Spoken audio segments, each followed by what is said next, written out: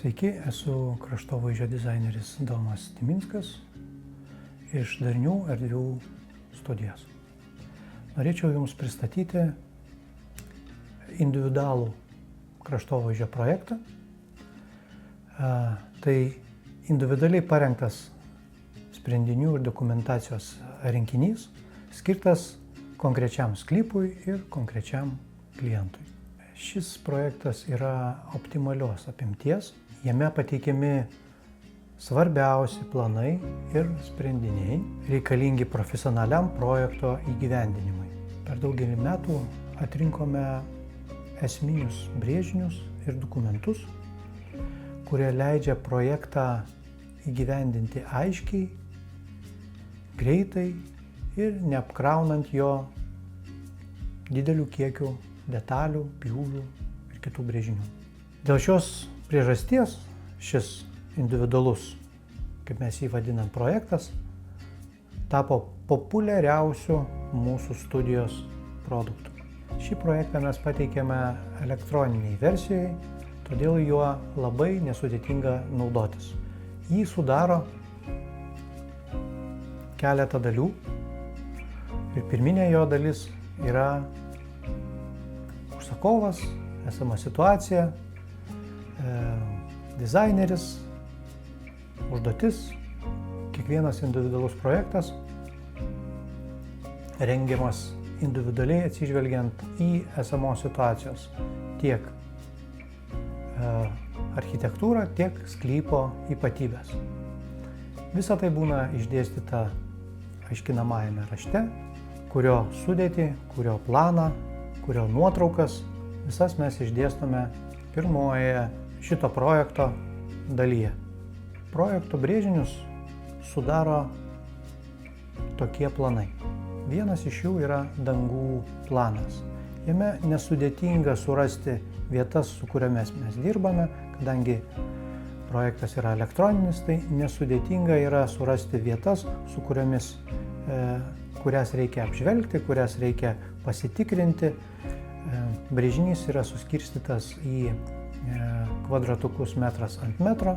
Situacija yra topografijos nuotrauka, todėl brėžinys bus tikslus ir visas dangas galėsit nesudėtingai įsirengti. Sekantis brėžinys yra objektų planas. Objektų plane labai svarbu yra rasti objektus, sprendinius, kurie yra suplanuoti teritorijoje, ar tai būtų ugniavietė, ar tai būtų lauko virtuvė, ar tai būtų vazonas. Visus juos nesudėtingai rasite ir suprasite šiame brėžinyje. Toliau rasim dendrologinį planą. Jame augalų žiniaraštyje rasim tiek kiekius, tiek rekomenduojamus sodinuko dydžius, o pagal ikonėles nesudėtingai dendrologiniam plane rasime būtent jūsų teritorijoje, kuris augalas yra pasodintas. Brėžiniuose rasime ir augalų žiniaraštį, kuris jums padės nesudėtingai susirasti augalus, tiek jų kiekius, tiek jų rekomenduojamą aukštį. Sekantis planas yra sodinimo tinklelio planas, skirtas sodinti augalus, nesudėtingai priartinus bet kurioje vietoje teritoriją.